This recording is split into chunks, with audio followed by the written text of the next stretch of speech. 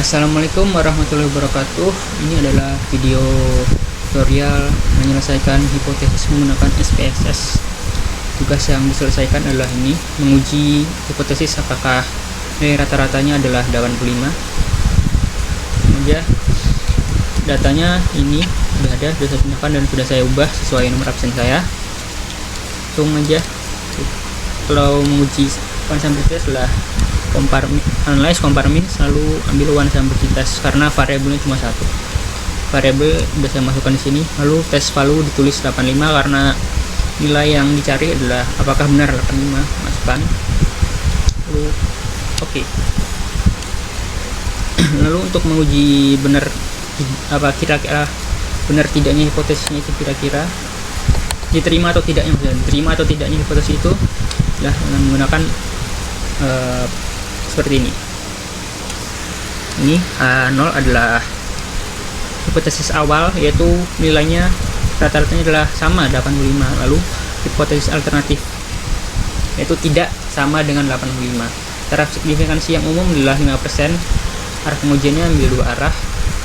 Jadi taraf nyata pengujiannya taraf signifikansi dibagi dua menjadi 2,5%. Lalu nilai kritik ini yang kuning ini min 1,96 dan 1,96 yang kuning ini diambil dari ini, dari rumus ini dfn min 1, yaitu 80 min 1 7 sama dengan 79. 80 dilihat dari jumlah data ini adalah 80 data dan diambil 1,96 dari ini, dari tabel ini. Ini adalah tabel distribusi nilai signifikansi yang umum. Ini 2,5% berarti adalah 0,025, dan paling bawah ini cuma ada sampai 30. Selebihnya itu nilainya semuanya sama, yaitu 1,96. Nah, itu nilai kritiknya adalah 1,96 kiri dan kanannya. Lalu tadi mana sih hasil penghitungannya adalah ini. Lalu untuk lihat diterima tidaknya gini, seperti ini. T nya ini 4,979, berarti T nya ada jauh di kanan sini, melebihi dari 1,96, berarti ditolak. Karena ini kan T nya 0,852, yang contoh ini 0,852 itu ada di posisi tengah, sedangkan T 4,79 ini ada di sini, berarti jauh di sini, jauh di sebelah kanan sini nilainya, jauh di sini, berarti ditolak, tidak sama karena di sini rata-ratanya adalah 91, perbedaannya tuh 6 nilai. Lalu lihat signifikansinya lah 0,0000, sedangkan taraf signifikansinya itu kan adalah 0,0025. Jadi signifikansi ini adalah jauh lebih kecil ketimbang ini signifikansi yang umum. Sini jika signifikansi hasilnya tuh lebih kecil daripada 2,5%, berarti ditolak hipotesis awalnya. Jadi kesimpulannya dari untuk tugas yang pertama ini adalah mungkin karena datanya sendiri saya ubah belakangnya jadi 0,29, jadi tambah banyak. Jadi kesimpulannya adalah rata-rata nilai mata kuliah statistik mahasiswa prodi KPI untuk angkatan sebelumnya itu tidak sama dengan 85 gitu untuk yang pertama ini. Jadi selanjutnya tugas yang kedua yang diminta adalah menguji menggunakan independent sample test menggunakan data ini. Data yang kedua adalah hasil kepemimpinan.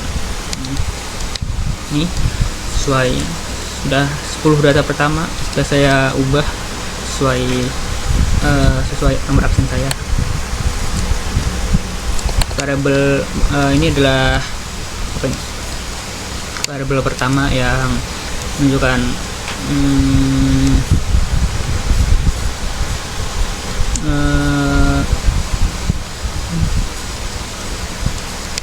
nilai dari tiap model pemimpinan. Ini variabel model kepemimpinan. Ini variabel ini. Transaksi yang satu adalah transaksional, yang dua transformasional. Lanjut. Compare means independent sample test. Masukkan model kepemimpinan ini. Klik define groups. Grup 1, grup 2, continue. Oke. Hasil keluarnya begini.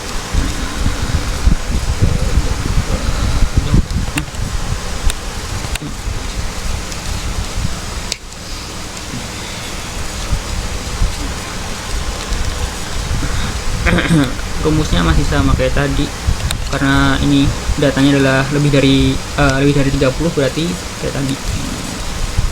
Nilai signifikansinya tetap 1,96.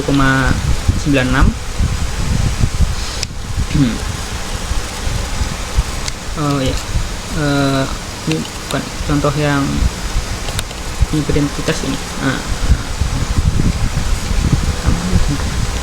Sama aja rumusnya. Hitungannya gini.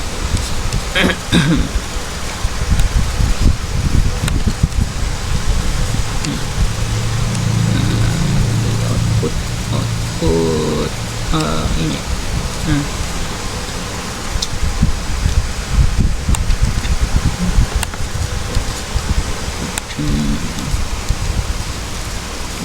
Ya, transaksional dan transformasional. Lihat dari T-nya 1,476, dua-duanya untuk T-nya 1,476, berarti masuk di daerah diterimanya diterimanya hipotesis awal, yaitu sama saja antara model kepemimpinan transaksional dan transformasional. Ada di sini di antara. Oh ya, lupa, ini 1,96, lupa, belum diubah. Ini 1,96, ini 1,96. T-nya di sini adalah 1,476, berarti ada di tengah ini. 1,476 ada di wilayah diterimanya hipotesis awal. Lalu untuk signifikansinya adalah 0,148, sedangkan taraf signifikansi yang diminta oleh tugasnya adalah 0,025.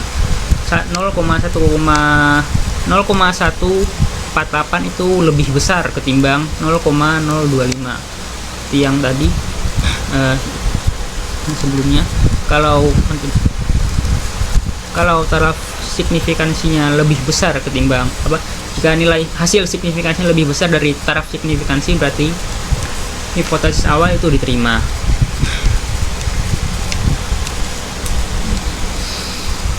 Karena P valuenya adalah 0,148, berarti lebih besar ketimbang taraf signifikansi. Jadi kesimpulannya untuk tugas kedua ini adalah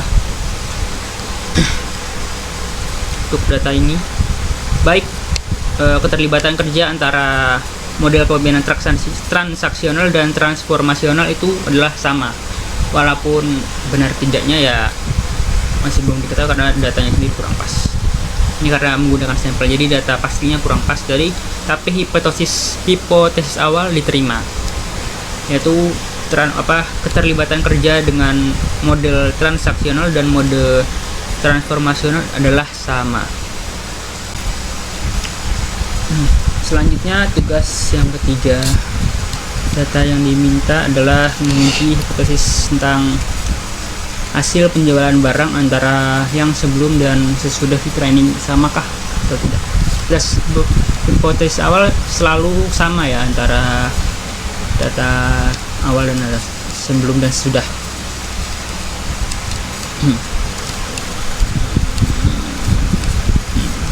Penjualan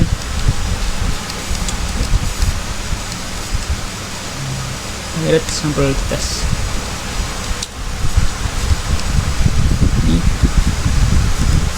Ini datanya dimasukkan, lalu taruh samping bersampingan di satu baris. Oke. Ini hasil keluarnya.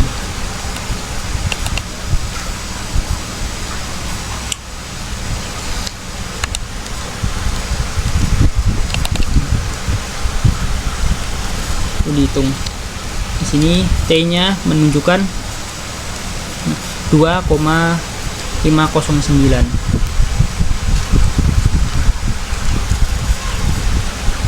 Berarti 2,9, ambil ini aja contohnya, ambil 2,509. Berarti posisinya ada di kanan sini, melebihi ambang batas kritik. Batas kritiknya tetap sama ya, 1,96, karena jumlah datanya itu ada 40 juga, jadi batas kritiknya tetap 1,96.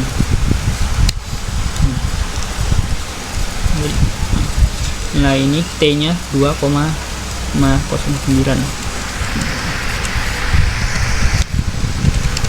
yang berarti hipotesis awal itu ditolak. Hipotesis yang menyebutkan kalau hasil penjualan antara sebelum dan sesudah di training itu sama, berarti hipotesis awal ditolak, dan hipotesis yang diterima adalah hipotesis alternatif, yaitu hasil penjualan barang antara yang sebelum dan sesudah di training itu tidak sama. Lihat dari data T-nya itu sudah kelihatan. Lalu lihat, ambil dari signifikansinya. Hasil signifikansinya adalah 0,16, yang mana lebih kecil ketimbang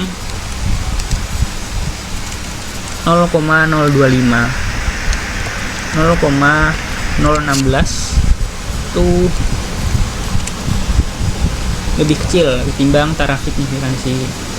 Jadi jelas kalau untuk data ketiga ini hasilnya adalah hipotesis awal ditolak.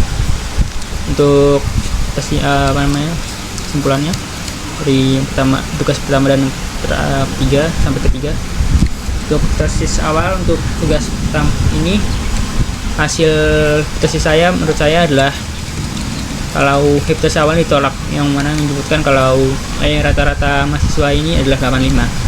Hipotesisnya saya tolak. Lalu untuk tugas yang kedua, hasilnya menunjukkan kalau hipotesis yang menyebutkan antara keterlibatan kerja dengan model kepemimpinan transaksional dan transformasional adalah sama, yaitu diterima hipotesis awalnya.